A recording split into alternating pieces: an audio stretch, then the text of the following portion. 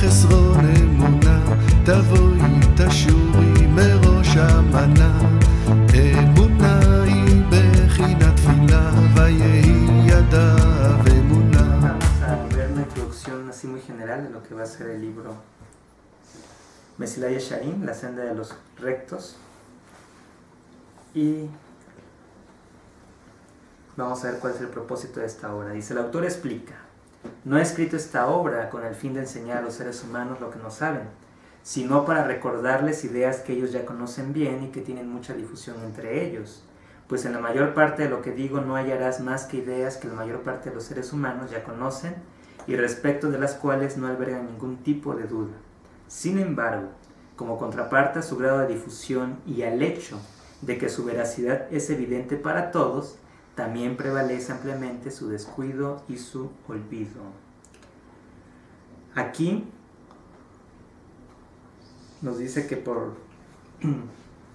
en referencia al descuido y olvido, dice, es justamente su alto grado de difusión y de aceptación en la sociedad humana lo que provoca que casi nadie se detenga a reflexionar en esos temas y por consiguiente en la práctica son ampliamente descuidadas. O sea, como se sobreentiende que la mayoría lo sabe, dice, ok, me quiero tomar el tiempo para explicarlas, y ya si lo saben, pues que lo sepan bien, ¿no? Y ya no quede esa duda de que sí lo sabían, sino más bien para que no se haya descuido, no haya olvido, y además se tenga también el conocimiento de por qué razón no se tienen que descuidar.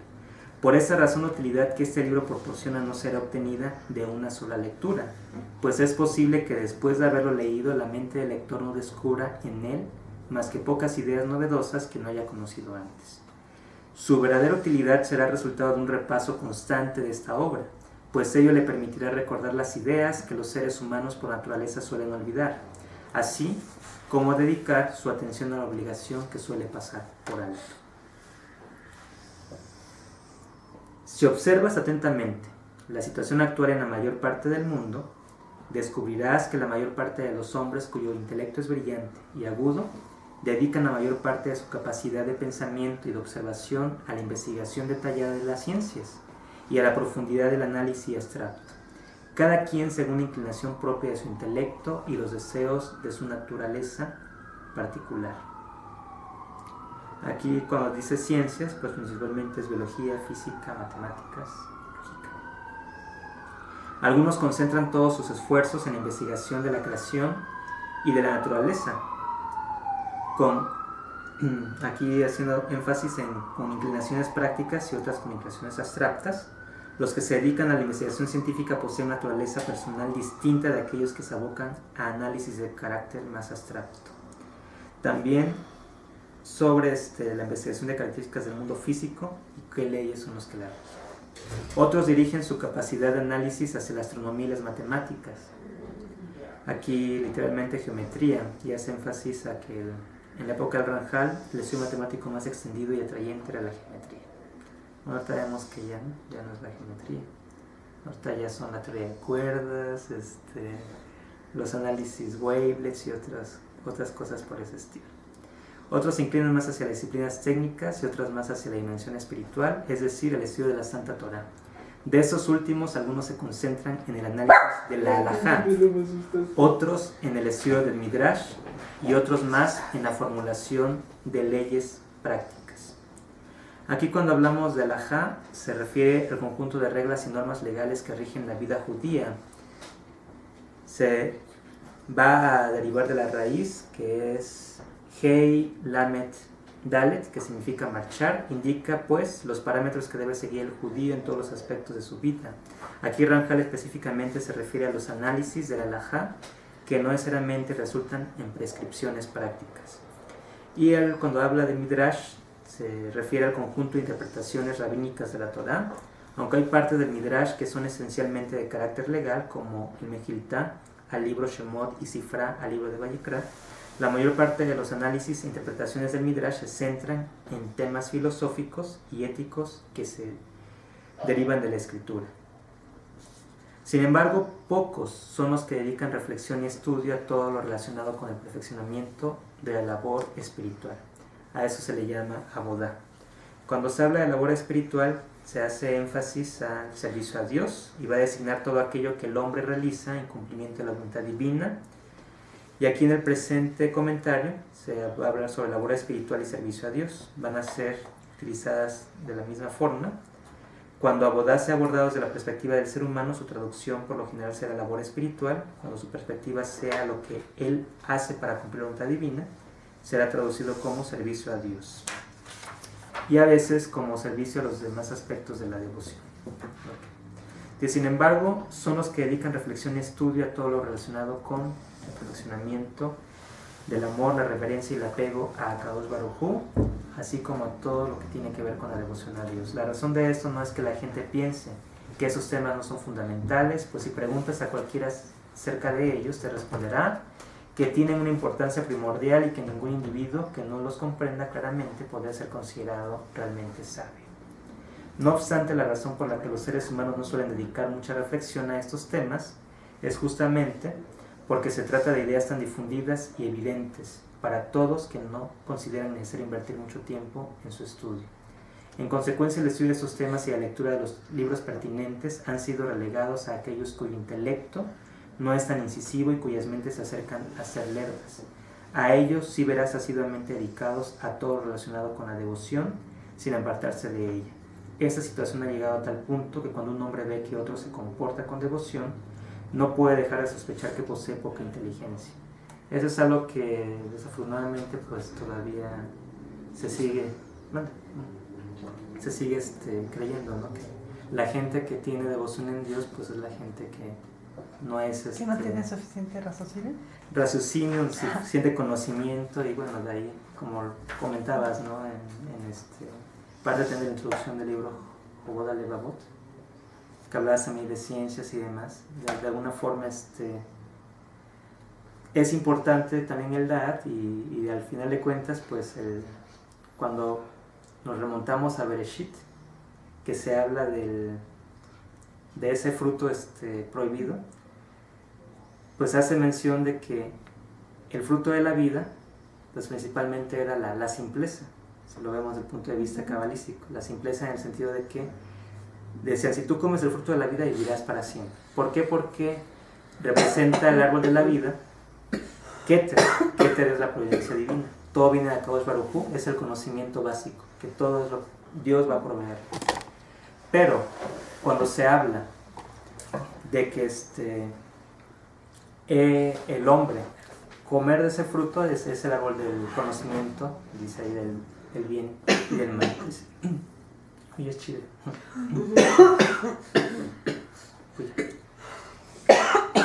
Entonces, bueno, en el caso del árbol del conocimiento del bien y del mal, es el Da'at precisamente. Entonces, de alguna forma, cuando Javá y Adán comen del árbol del conocimiento del bien y del mal, en ese momento queda afectado el Da'at, y la rectificación que ellos tienen que hacer es en su conciencia, o sea, a nivel de conocimiento.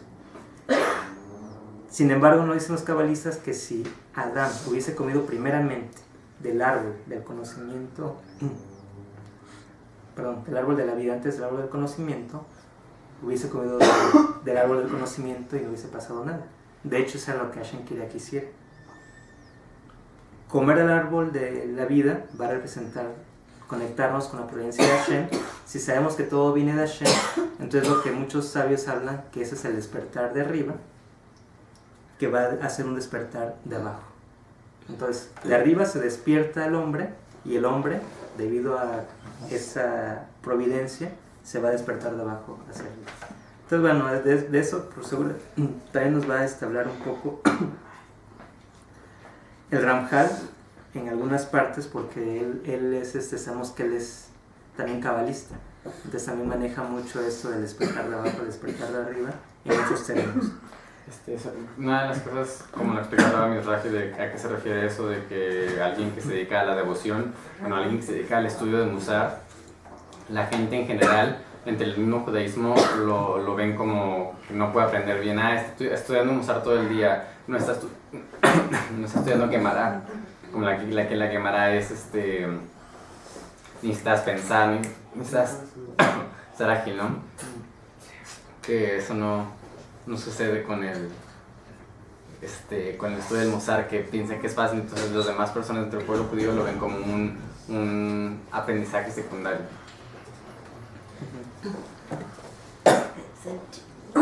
Entonces, bueno, en principio, o sea, esa parte de la devoción, pues, es lo más importante, ¿no? Al final de cuentas, porque a medida que uno tenga una devoción, pues va a poder también rectificar su conocimiento, puede abrazar inclusive la halajá y demás, pero con una devoción ya ese es el motor, es la motivación, por así decirlo, ¿no? Y en eso el Ramjal es donde va a tener más énfasis.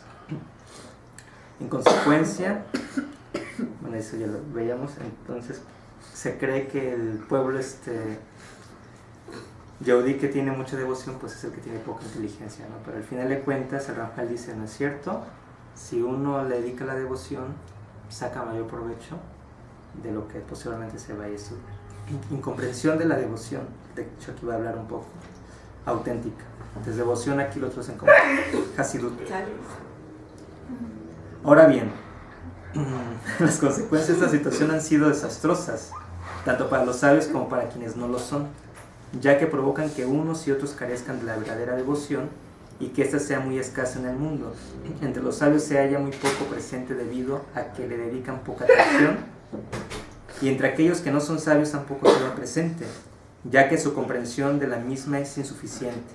Esto ha traído como resultado que la mayor parte de los seres humanos piensen que la devoción consiste en la recitación de muchos salmos, confesiones largas, ayunos duros e inmersiones del cuerpo en el hielo y la nieve. Todas ellas actividades que repugnan al intelecto y a la razón humana. Debido a eso, la devoción auténtica, que deberíamos anhelar, de hecho se encuentra más allá de nuestra comprensión, pues es evidente que el hombre no presta atención a algo que no ocupa un lugar en su mente, y aunque los principios y fundamentos de la devoción ya están implantados en la mente del hombre, si él no se dedica activamente a ellos, será incapaz de discernir los detalles que implican y los pasará por alto sin darse cuenta. Entonces aquí nada más dando así como que más énfasis a que la devoción va a ayudar a que la persona de alguna forma valore más cada estudio que tiene y va pues, a permitir que tenga una mayor comprensión inclusive de las cuestiones que requieran eso que mencionabas, ¿no? Que la halajá requiere más pensamiento y demás. Si hay devoción, pues se va a ver más compromiso con hallar siempre la verdad, ¿no? Se va a ver más ese esfuerzo.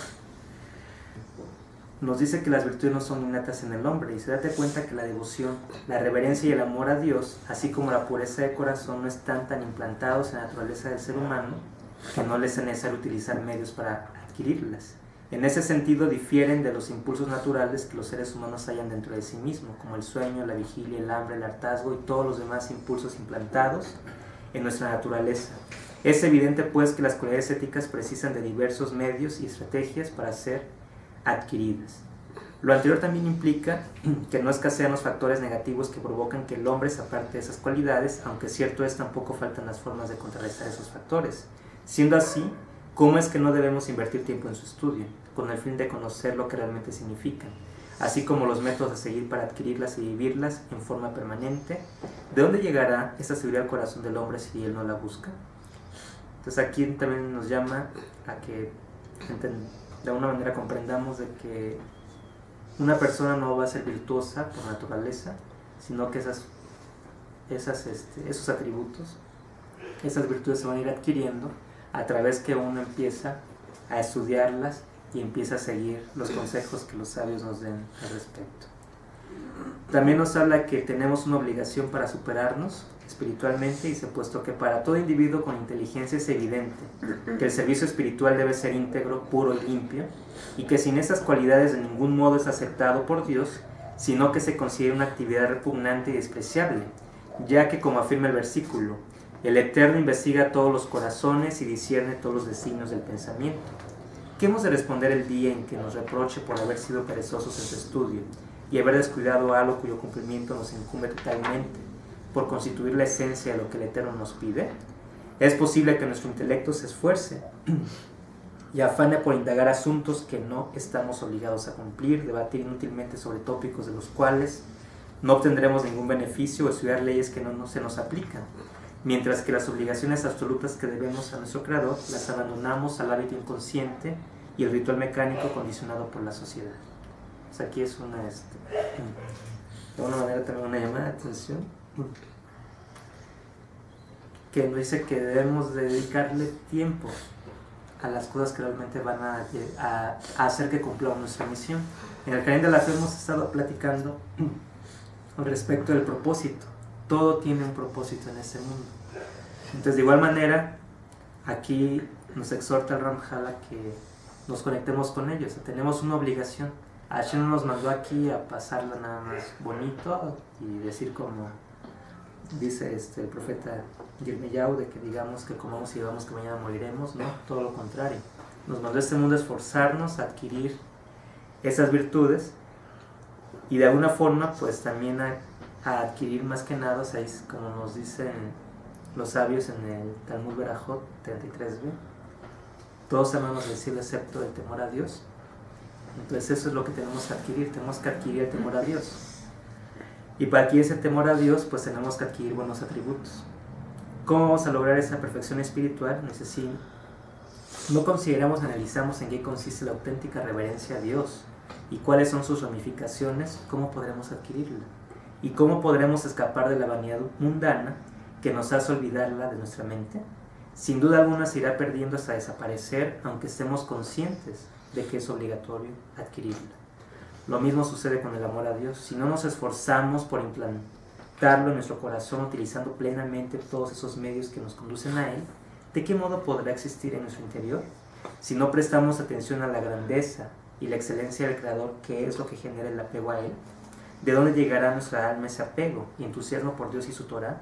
¿De qué modo podremos purificar nuestra mente si no nos esforzamos por limpiarla de todas las deficiencias que la naturaleza física implanta en ella? De alguna manera eso es lo que nos referencia hace un rato, que hablamos de cuando coma Adán del fruto prohibido. Se purifica el intelecto y esa es la parte que hay que limpiar, hay que tratar otra vez de que llegue a ese grado primigenio. Aunque está esa parte también, que sabemos que de alguna forma el intelecto puro también Hashem lo da, y el hombre también, como nos decía ayer, viene con ese intelecto, y hay muchas personas que a lo mejor no conocen las leyes, pero que son fieles a ese intelecto puro que Hashem les puso y pueden también llegar a cumplir y hacer las cosas correctamente. Y lo mismo puede decirse respecto a todos los demás cualidades de carácter, que también necesitan una labor de rectificación y mejoramiento.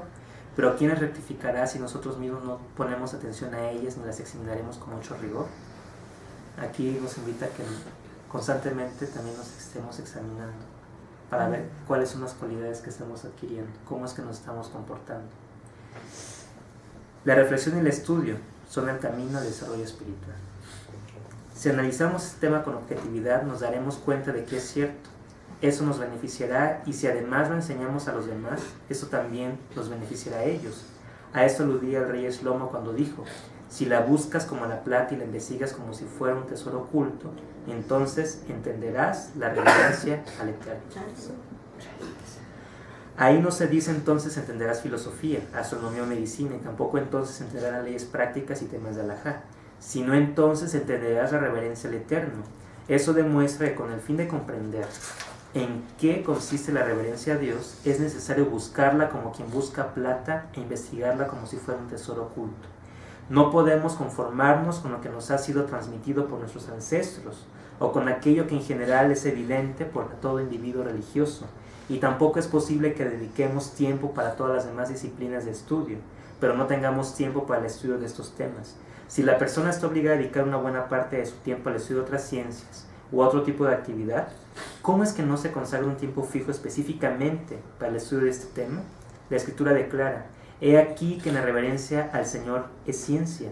Al respecto, nuestros sabios explicaron que ahí la expresión en implica unicidad, ya que en la lengua griega uno se dice en.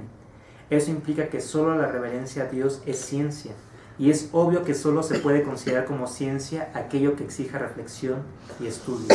La verdad es que se precisa de mucha reflexión y estudio para conocer estos temas en forma objetiva y verdadera, no de un modo subjetivo ni racionalmente deficiente, y esto aplica con mayor razón a su adquisición.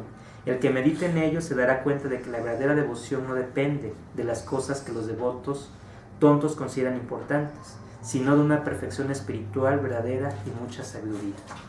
Aquí se cierra así que el esquema de lo que se comentaba hace un rato. Nos dice, Hashem nos dio una inteligencia, un intelecto. Entonces ese intelecto lo tenemos que usar.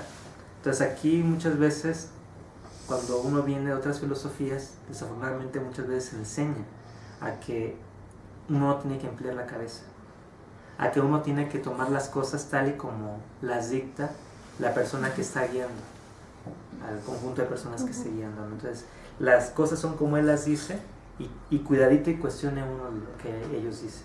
Aquí no, aquí nos dice el Ramjal que Hashem ahora sí que nos dio ese razonamiento y ese intelecto con un propósito. ¿Cuál es el propósito? De alguna manera perfeccionarnos. De igual manera, lo que decía yo al principio, de la cuestión de cuando se come el fruto, de alguna manera se daña el intelecto. Por eso hay que dedicar el intelecto ahora a las cosas sagradas, para rectificarlo, y de esa manera, o sea, la devoción se va a ver todavía mucho más fortificada, por así decirlo, con el intelecto. Y entonces ya cuando se da esta unión, ya ahora sí que ya se alcanzan niveles muy grandes, como el Ramjal de bendita memoria, ¿no? Que era una persona con devoción, una persona inteligente, sabia, que conocía inclusive todas las ciencias. Entonces ya una persona que está en ese nivel, pues ahora sí que cualquier cosa puede saberla, pero no la va a tomar de las disciplinas seculares, sino la va a tomar todo de la Torah. Y a través de la Torah va a poder explicar todo cuanto sucede en el mundo. Entonces vemos que sí hay mucha motivación, ¿no? Hay que ser como el Ramjal. Los elementos de la labor espiritual. Dice, eso es lo que nuestro maestro Moshe nos enseñó cuando afirmó, y ahora Israel, ¿qué es lo que el Eterno tu Dios pide de ti? Sino solamente que temas al Eterno tu Dios, andar en todos sus caminos, amar y servir al Eterno tu Dios, con todo tu corazón y con toda tu alma, así como guardar los preceptos del Eterno y sus decretos. En este versículo incluyó todos los elementos necesarios para perfeccionar el servicio espiritual que él desea. ¿Qué son? Sentir reverencia ante él, andar en sus caminos, amarle, tener corazón íntegro y cumplir todos los preceptos. 5 puntos. La reverencia consiste en que la persona experimente un sentimiento de veneración y pasmo ante la majestad de Dios, de tal modo que ante él experimenta la misma reverencia que siente en presencia de un rey grande y temible. También implica que siente vergüenza ante su grandeza por cada movimiento que hace, y con mayor razón cuando habla delante de él, en el rezo, cuando se dedica al estudio de la Torah. Andar en sus caminos se relaciona con cualquier cosa relacionada con la justeza de las cualidades de carácter y su refinamiento. Eso es lo que los sabios explicaron cuando dijeron, así como él es misericordioso, tú también sé misericordioso. La regla general de esto es que la persona se conduzca con rectitud y disciplina y ética en todos sus actos. Nuestros sabios sintetizaron esa idea al afirmar, ¿cuál es el camino correcto que el hombre debe elegir? Todo aquel que lo ennoblezca y le valga ser ennoblecido por los demás seres humanos. Eso se refiere a toda actividad que tenga como meta la verdadera benevolencia, la cual consiste en todo aquello cuyo resultado sea el fortalecimiento de la Torah y el fomento de la armonía social. El amor a Dios consiste en que quede implantado en el corazón del ser humano el amor por Él, a tal punto que su alma se siente impulsada a causarle satisfacción. Es similar a cuando un individuo se siente impulsado a causar satisfacción a su padre o a su madre y se entristece cuando él o los demás carecen de esa cualidad. Además, sentirá celo por ello y se alegrará mucho cuando realiza un acto destinado a tal fin. Tener corazón íntegro significa que la persona sirva al Creador con intenciones puras. Esto quiere decir que su único propósito sea servirlo y no estar motivada por algún otro interés. Incluido en esto está que su corazón se consagre totalmente al servicio espiritual y no sea como alguien que carece de convicción o que actúa mecánicamente. Al contrario, su corazón debe estar completamente dedicado a este objetivo. El cumplimiento de todos los preceptos significa literalmente que la persona debe cumplir todos los mandamientos divinos con todos sus detalles y especificaciones. Terminamos. Finalmente, último punto es la Baraitá de Rabbi Pinhas Ben Yair. Todos esos principios generales requieren de una explicación detallada. y en las enseñanzas de nuestros sabios descubrí que ellos incluyeron todos estos elementos en otra formulación más detallada y definida, organizada conforme al orden jerárquico de elementos que es preciso adquirir correctamente. Es la formulación que se halla en una conocida Baraitá, citada en varios lugares del Talmud, uno de los cuales es el capítulo Lifnei Edeen. A partir de eso, Rabbi Pinhas ben Yair dijo: la Torah conduce a la vigilancia, Seirut. La vigilancia conduce a la diligencia, Serizut. La diligencia conduce a la limpieza espiritual, Nekiyut. La limpieza espiritual conduce a la abstinencia, Perishut. La abstinencia conduce a la pureza, Tahara. La pureza conduce a la devoción, Hasidut. La devoción conduce a la humildad, Anabá. La humildad conduce al temor al pecado, Yirat Het. El temor al pecado conduce a la santidad, Kedushá. La santidad conduce a la inspiración trascendental, Ruach HaKodesh. La inspiración trascendental conduce a la resurrección de los muertos, Tehiyat HaMetim. Basándose en esta baraita, me propuse escribir esta obra, con el propósito de enseñarme a mí mismo y recordar a los demás los elementos necesarios para perfeccionar el servicio espiritual en todas sus etapas. En cada una de estas etapas expliqué sus características esenciales, sus componentes y detalles, el método para adquirir los factores que provocan su pérdida, así como la forma de cuidarse de ellos. De este modo, cuando yo a cualquier otra persona que se sienta motivada y lea este libro, aprenderá a sentir reverencia por el Eterno, nuestro Dios, y no olvidará cuál es su deber ante Él. Aquello que nuestra naturaleza material se esfuerza por eliminar de nuestra mente, la lectura y la introspección, harán que lo recordemos y nos incitará a recitar aquello que se nos ha ordenado hacer. El Eterno apoyará nuestras aspiraciones y nos preservará del fracaso, y que se cumpla en nosotros la súplica de aquel poeta amado por su Dios. Enséñame, oh Eterno, tu camino, yo marcharé en tu verdad, unifica mi corazón para que se sienta reverencia por tu nombre. Es Tehillim 86:11. Amén, que tal sea su voluntad divina. Amén. Entonces la introducción, y ya con la ayuda de Hashem iniciamos la siguiente semana ya con el primer capítulo. לא מבין כלום, רק מאמין שהכל לטובה. לא מבין כלום, לא מבין כלום, רק מאמין שהכל לטובה. תודה רבה לך השם יתברך על האמונה שאתה נותן לי. תודה רבה לך השם יתברך על האמונה שאתה נותן לי.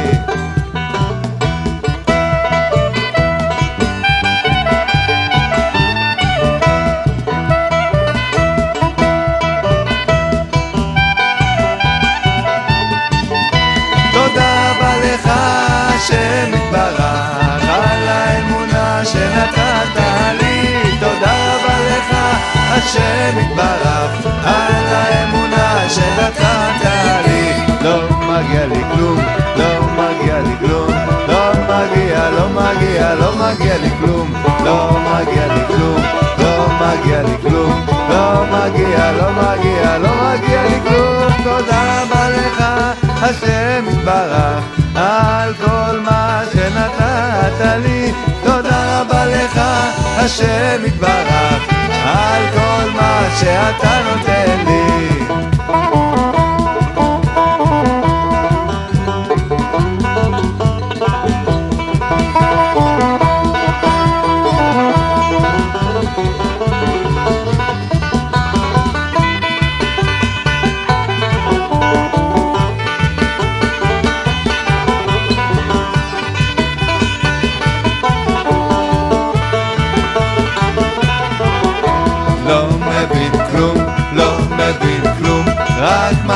רק מאמין שהכל לטובה. לא מבין כלום, לא מבין כלום, רק מאמין שהכל לטובה. תודה רבה לך השם יתברך על האמונה שאתה נותן לי. תודה רבה לך השם יתברך על האמונה שאתה נותן לי. לא מבין כלום, לא מבין כלום, רק מאמין שהכל לטובה. לא מבין כלום, לא מבין כלום, רק מאמין שהכל לטובה. תודה רבה לך השם יתברך על האמונה שנתת לי. תודה רבה לך השם על